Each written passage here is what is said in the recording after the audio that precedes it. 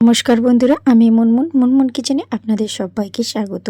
আজকে আমি নিরামিষ একটা পটলের রেসিপি আপনাদের সঙ্গে শেয়ার করব, যেটা খেতে অসাধারণ এবং 10 দিন পর্যন্ত মুখে স্বাদ লেগে থাকবে। আর এই পটলের রেসিপিটা ভাত, রুটি, পরোটা সব কিছুর সঙ্গে কিন্তু জমে যাবে। তো এবারে দেখুন, এইখানে এই পটলের রেসিপিটা তৈরি করার জন্য ফ্রেশ তরতাজা কিছু পটল নিয়েছি। আর পটলগুলো আমি আগে গোটা অবস্থায় একটু ধুয়ে নিয়েছিলাম, কারণ বাজারে প্রচুর নোংরা থাকে। পটলটা প্রথমে ভালো করে ধুয়ে নিয়েছি। এবারে এই পটলের গায়ে যে একটা পাতলা আস্তরণ থাকে, এই আস্তরণটা ছুরির সাহায্যে আমি কিন্তু কেটে বাদ দিয়ে দিচ্ছি। মানে এভাবেই কিন্তু ঘষে নিলেই উঠে যায়। আর এই কাজটা আপনারা বটির সাহায্যেও করতে পারেন। তো খোসা ছাড়ানোর কোনো দরকার নেই, শুধু পটলের এই যে একটা পাতলা আস্তরণ থাকে, এটা একটু আপনারা চেঁচে বাদ দিয়ে দেবেন। তো এখানে দেখুন, এইভাবে আমি বাকি পটলগুলো কেটে নেব।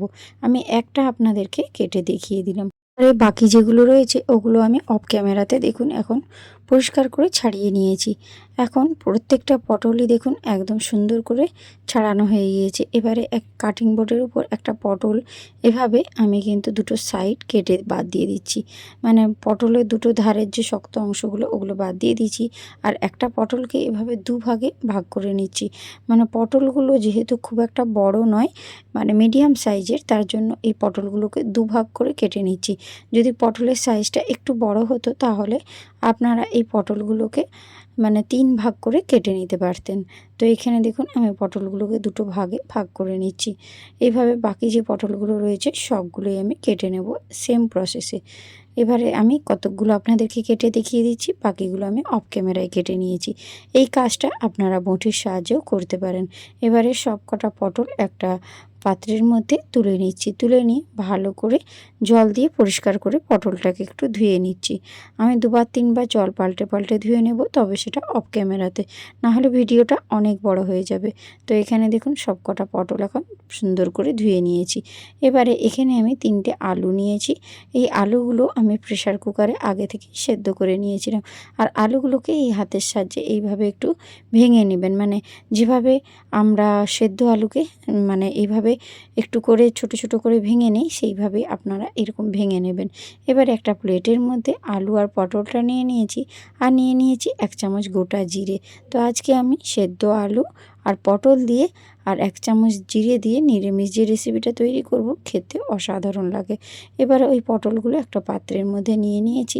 এবার তার মধ্যে দিয়ে দিয়েছি কিছুটা পরিমাণে লবণ আর কিছুটা পরিমাণে হলুদ। লবণ আর হলুদের গুঁড়ো দিয়ে পটলটাকে কিছুটা সময় আপনারা মাখিয়ে রেখে দেবেন। এতে করে পটলের মধ্যে থাকা যে জলটা সেটা অনেকটাই বেরিয়ে যাবে, তাহলে পটলটা কষতে খুব সুবিধে হবে, গ্যাসটাও কম পড়বে। এবারে গ্যাসের উপর একটা কড়াই বসিয়ে দিয়ে যে 1 চামচ জিরে নিয়েছিলাম, জিরেটাকে শুকনো কড়ার মধ্যে আগে প্রথমে ভেজে নিতে হবে। গ্যাসের ফ্লেমটা লো ফ্লেমে রেখে জিরেটা ভাজবেন, নচেত কিন্তু জিরেটা পুড়ে যেতে পারে। একটু কড়াইটা গরম হয়ে গেলে গরম কড়াইয়ের মধ্যে কিছুটা সময় নাড়াচাড়া করে নেবেন, এতে করে জিরেটা খুব সুন্দর ভাজা হয়ে যাবে। এবারে একটা প্লেটের মধ্যে জিরে ভাজাটা আমি নামিয়ে নিয়েছি। ওই কড়াইয়ের মধ্যে আমি দিয়ে দিচ্ছি কিছুটা পরিমাণে সর্ষের তেল। তেলটা ভালো করে গরম হয়ে গেলে কড়াইয়ের গায়ে এভাবে তেলটা বুলিয়ে দেবেন। এবারে আমি যে লবণ হলুদ মাখিয়ে পটলগুলো রেখেছিলাম, সেই পটলগুলো এখন আমি ওই কড়াইয়ের মধ্যে দিয়ে দিচ্ছি। আর আমি আপনাদেরকে দেখিয়ে দেব কেন আমি লবণ আর হলুদ মাখিয়ে কিছুটা সময় পটলটা রাখতে বলেছিলাম। কারণ পটলের মধ্যে অনেক জল থাকে, তার জন্যই এই জলটা দেখবেন লবণ আর হলুদ মাখিয়ে রাখলে জলটা বেরিয়ে যাবে। তো এখন দেখুন, এই দেখুন কতটা জল বেরিয়েছে পটল থেকে।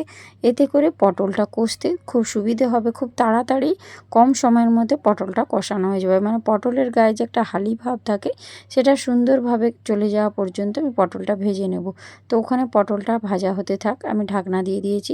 এপাশে আমি যে জিরেটা ভেজে নিয়েছিলাম, সেই ভিজেটা এখন আমি নিয়ে নিয়েছি হামানদিস্তার মধ্যে দিয়ে খুব সুন্দর করে একটু গুঁড়ো করে নেব। মানে একবারে যে ডাস্ট হবে সেরকম নয়, একটু গোটা গোটা থাকে, সেইভাবেই জিরেটাকে আমি গুঁড়ো করে নিচ্ছি। দেখুন, এই রকমভাবেই জিরেটা গুঁড়ো করে নিতে হবে। তো এখন আমি এই জিরের গুঁড়োটা একটা সাইডে রেখে দিচ্ছি। আর এই যে পটলটা আমি ঢাকনা চাপা দিয়ে রেখেছিলাম, এখন দেখুন কিছুটা সময় গ্যাসের ফ্লেমটা লো ফ্লেমে রাখার কারণে এই পটলের গায়ে যে একটা হালি ভাব ছিল সেটা চলে গিয়েছে। পটলগুলো ভীষণ সুন্দর একটু লাল লাল করে ভাজা হয়ে গিয়েছে। আর গ্যাসের ফ্লেমটা লো টু মিডিয়াম ফ্লেমে রেখে এরকম ঢাকনা চাপা দিয়ে পটলটা কষিয়ে নিয়েছিলাম। এতে করে দেখবেন খুব তাড়াতাড়ি পটলটা সুসেদ্ধ হয়ে যাবে আর কষানো খুব সুন্দরভাবে হবে। এবারে আমি যে আলুগুলো সেদ্ধ করে হাতের সাহায্যে টুকরো করে রেখেছিলাম, সেই সেদ্ধ করা ভাঙা আলুগুলো এখন ওর মধ্যে দিয়ে দিলাম।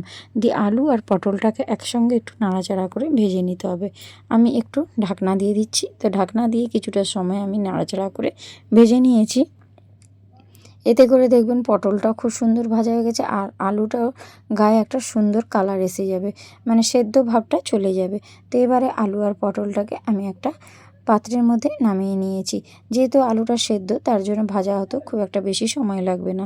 এবারে আমি এই রেসিপিটা তৈরি করার জন্য একটা মশলা তৈরি করে নিয়ে নিচ্ছি কিছুটা পরিমাণে আদা আর একটা দেখুন বড় সাইজের টমেটোটাকেও কুচো করে নিয়েছি। আর ঝালের জন্য নিয়ে নিচ্ছি 2 কাঁচা লঙ্কা। একটুখানি সামান্য জল দিয়ে আমি এটা পেস্ট করে তারপরে আপনাদের কাছে ফিরে আসছি। তো দেখুন আদা, কাঁচা লঙ্কা, টমেটোর পেস্টটা আমার সুন্দরভাবে রেডি হয়ে গিয়েছে। এবারে গ্যাসের উপর আমি সেই একই কড়াই বসিয়ে দিয়েছি, যাতে আমি আলু আর পটলটা ভেজে নিয়েছিলাম। ওর মধ্যে কিছুটা পরিমাণ আর একটু সরষের তেল দিয়ে দিয়েছি আর তেলের মধ্যে দিয়ে দিলাম 1 চামচ কালো জিরে, একটা গোটা শুকনো লঙ্কা আর দিয়ে দিয়েছি একটুখানি তেজপাতা, মানে একটা তেজপাতাকে আমি অর্ধেক করে নিয়েছিলাম। এবারে এই ফোড়নটাকে খুব ভালো করে তেলের মধ্যে ভেজে নেবেন। শুকনো লঙ্কা আর জিরে তেজপাতা ভাজার একটা সুন্দর গন্ধ ভেসে আসবে দেখবেন। তার মধ্যেই আমি এখন দিয়ে দেব আদা, কাঁচা লঙ্কা আর টমেটোর পেস্টটা, যেটা আমি মিক্সিতে বেটে নিয়েছিলাম। এখন ওটা দেওয়ার পর কিছুটা সময় এভাবে আমি কষিয়ে নেব।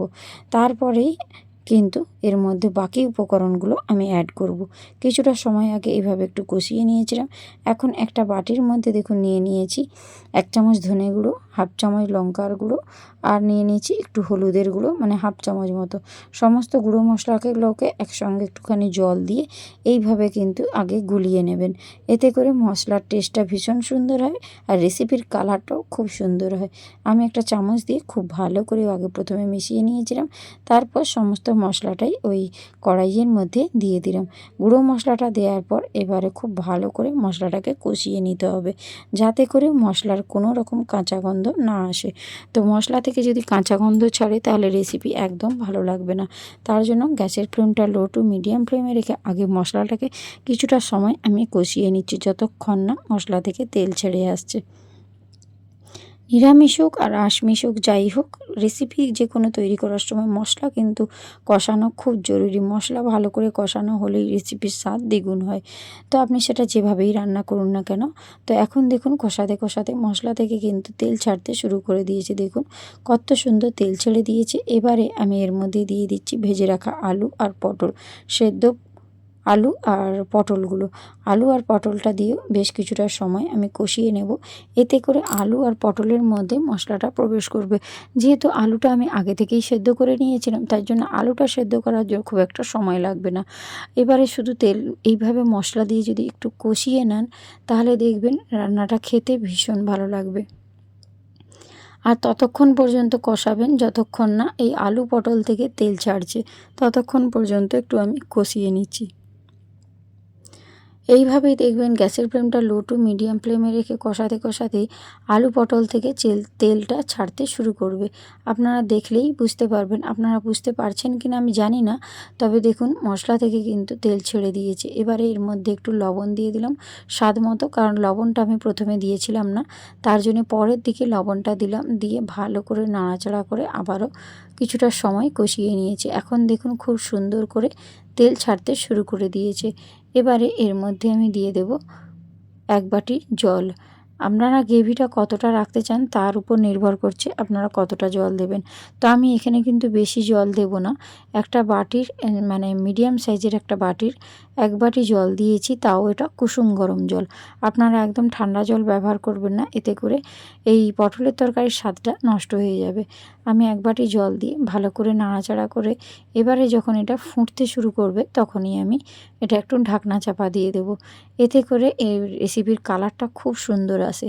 তো দেখুন বন্ধুরা, আমি কিন্তু কোনো রকম কাশ্মীরি লঙ্কার গুঁড়ো ব্যবহার করিনি, তাতেই দেখুন কালারটা ভীষণ সুন্দর এসেছে। আর আলু যেহেতু আমি আগে থেকেই সেদ্ধ করে নিয়েছি, নিয়েছিলাম, তার জন্য আলুটা সেদ্ধ করতে আমার খুব একটা বেশি সময়ও লাগে না। খুব সুন্দরভাবে আমার এই আলু পটলের রেসিপিটা তৈরি হয়ে গেছে। এখন কিছু উপকরণ অ্যাড করে দেবো। দিয়ে দিলাম সামান্য পরিমাণে একটু চিনি, আর যে আমি জিরেটা ভেজে গুঁড়ো করে রেখেছিলাম সেই জিরে ভাজার গুঁড়োটা, সেটাও দিয়ে দিলাম। ভালো করে নাড়াচাড়া করে সবার শেষে অ্যাড করে দেবো ঘি।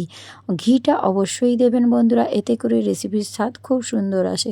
তো ঘিটা যখন দেবেন তখন গ্যাসের ফ্লেমটা বন্ধ করে দেবেন। আমি এখানে 1 চামচ ঘি দিয়ে দিলাম। ওপর থেকে ঘিটা দেওয়ার সাথে সাথেই আমি গ্যাসের ফ্লেমটা টোটালি বন্ধ করে দিয়েছি। দেখুন, আপনারা দেখেই নিশ্চয়ই বুঝতে পারছেন। আর ঘিটা দিয়ে ভালো করে নাড়াচাড়া করে আমি কিছুটা সময় ঢাকনা চাপা দিয়ে রেখেছিলাম। তো এখন দেখুন আলু পটলের যে তরকারিটা সম্পূর্ণ রেডি হয়ে গিয়েছে। দেখতে কতটা লোভনীয় হয়েছে, ভীষণ সুন্দর একটা কালার এসেছে। কোনো রকম কাশ্মীরি লঙ্কার গুঁড়ো আমি ব্যবহার করিনি। তো আমি ঢাকনা চাপা দিয়ে রেসিপিটা পুরোটা তৈরি করেছিলাম। এর জন্য কালারটাও দেখুন খুব সুন্দর এসেছে। আমি একটা পাত্রের মধ্যে সার্ভ করলাম। এই আলু পটলের নিরামিষ রেসিপিটা লুচি, রুটি, পরোটা, ভাত সব কিছুর সঙ্গে একেবারে জমে যাবে। তো আজকের এই আলু পটলের রেসিপিটা কেমন লাগলো আমাকে জানাতে একদম ভুলবেন না। আপনাদের একটা কমেন্ট আমাকে ভিডিও বানাতে উৎসাহ করে। তো আজ আসি বন্ধুরা, টাটা, বাই বাই।